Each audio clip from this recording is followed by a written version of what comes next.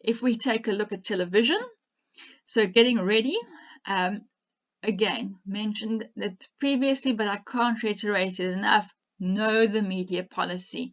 Who is to conduct a television interview? What are the key messages to say before confirming the key messages? Making sure that there is a spokesperson, is it the CEO, that they've fully briefed in terms of what channel is it going to be on, when is it going to be on, who is the audience, just having some context of what this interview is about. Confirming the key messages. Is it going to be in studio, in your office, in field? Because this is definitely going to help to prepare for the interview as well. If it is in studio, so very often interviews might take place at the room, in the newsroom. Make sure that you are there well ahead of time, because you don't want to get stuck in traffic, and that's incredibly stressful. You want to make sure that you're there on time, that you're calm, you're collected. That more often than not going to put some makeup on you. Even men, they're going to put some makeup on you as well, because the lights that you sit under are incredibly bright.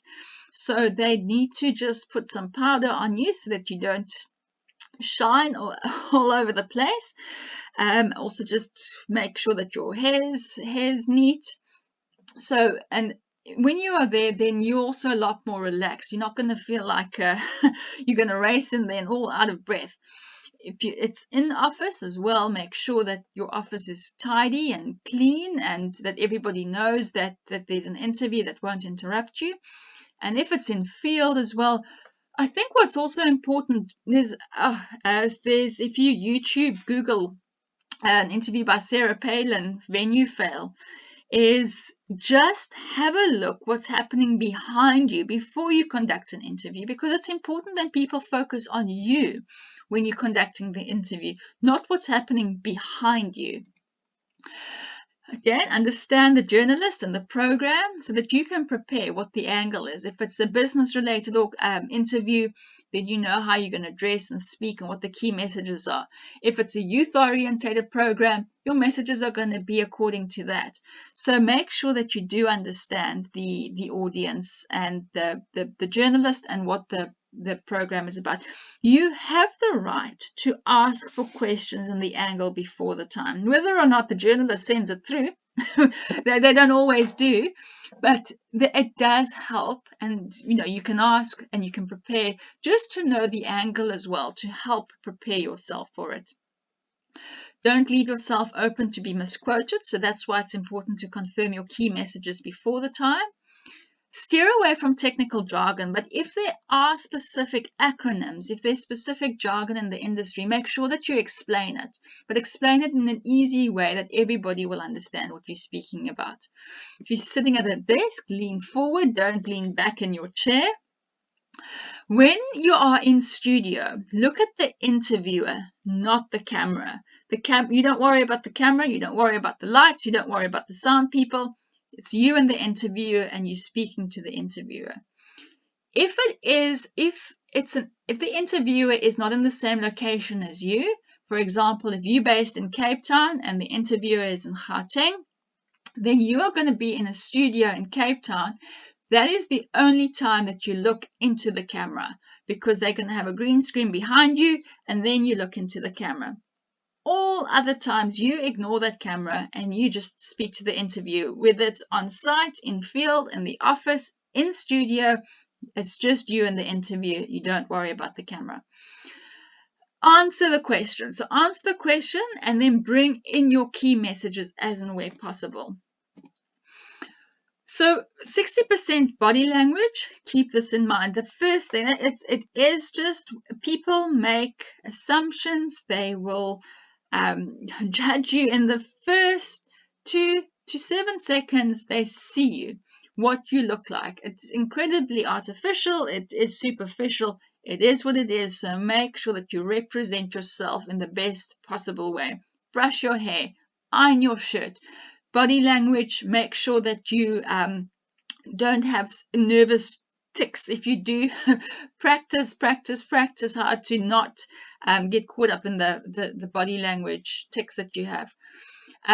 Body language as well. Be mindful not to use your hands too much. Don't scratch. Don't ride on your chair.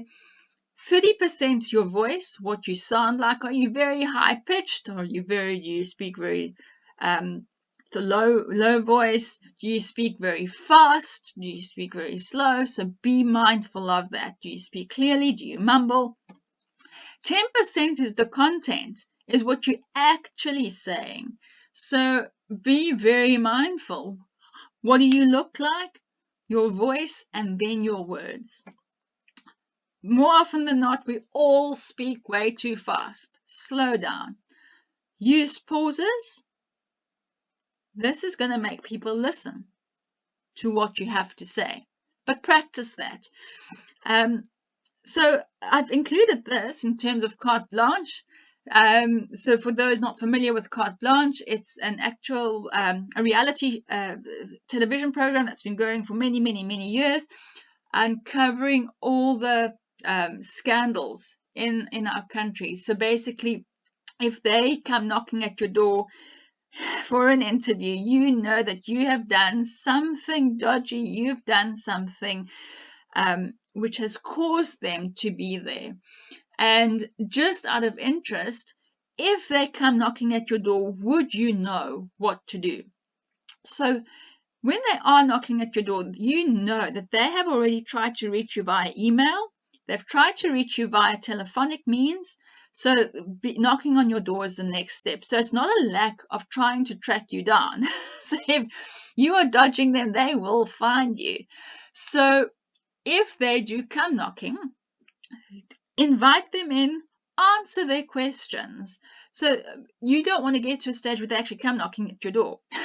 You will know what their interview is about. So that's also why it's important to have media training to understand exactly what do you do in the scenario when you have a TV crew knocking at your door wanting information.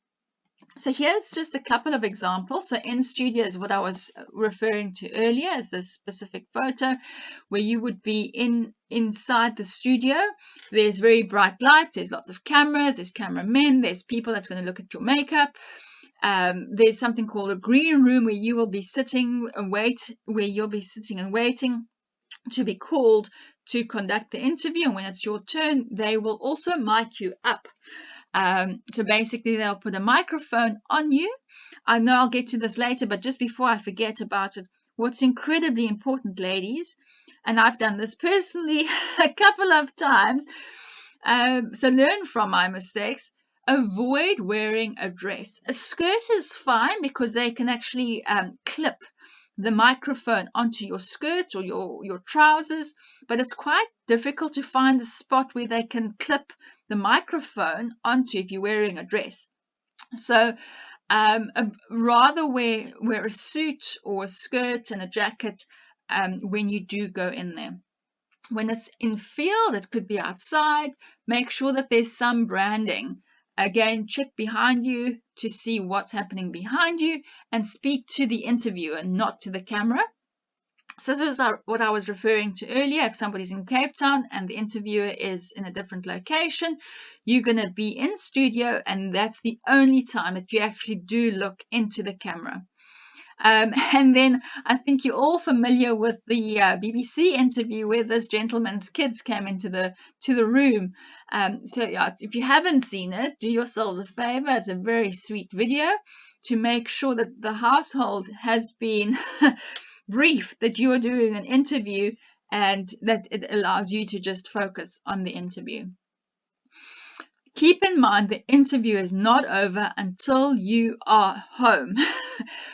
There's again loads of examples where somebody didn't realize that they were still mic'd up and they've gone to the loo or they've made inappropriate comments after the interview.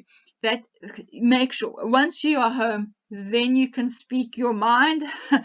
But the interview is not over until you are home. So just a couple of tips of what to wear.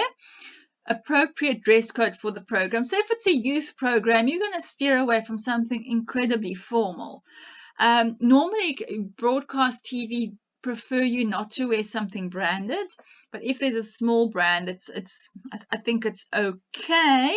Get a permission before the time, but make sure that it's appropriate for the program. You're also not going to be too relaxed and informal if it's a business related show. Don't experiment with new styles. If you are uncomfortable, it's going to come across. Wear comfortable shoes. There's nothing worse than wearing uncomfortable shoes. Ladies avoid dresses. I've mentioned that already.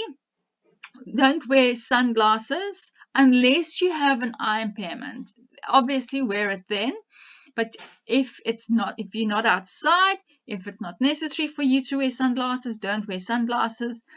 Patterns shouldn't be bigger than your fist because otherwise it distorts with the camera. Also avoid wearing white because that can make you look like a halo. And small patterns also just provides a disjointedness. Neutral colors are best. Black, navy, neutral, darker colors. That just works a lot better. And then avoid being cluttered as well. Not too many bangles and just err on the side of being slightly more conservative. Again, depends on the program. It depends on the style of the program. To be prepared is half the victory. And just to end off with, I love this quote from Warren Buffett. We must continue to measure every act against not only what is legal, but also what we would be happy to have written about on the front page of a national newspaper in an article written by an unfriendly but intelligent reporter. With that, I thank you for your time.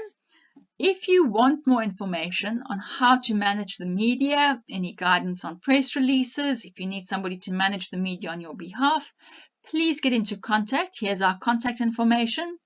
Pop me an email on info@reputationmatters.co.za. Our website is reputationmatters.co.za. Find us on Twitter @reputationiskey and Facebook, Your Reputation Matters. Please pop us a comment at the bottom of this video. Would love to hear from you. Please share your tips. Would love to get more insights from you. And thank you so much for your time. Bye-bye.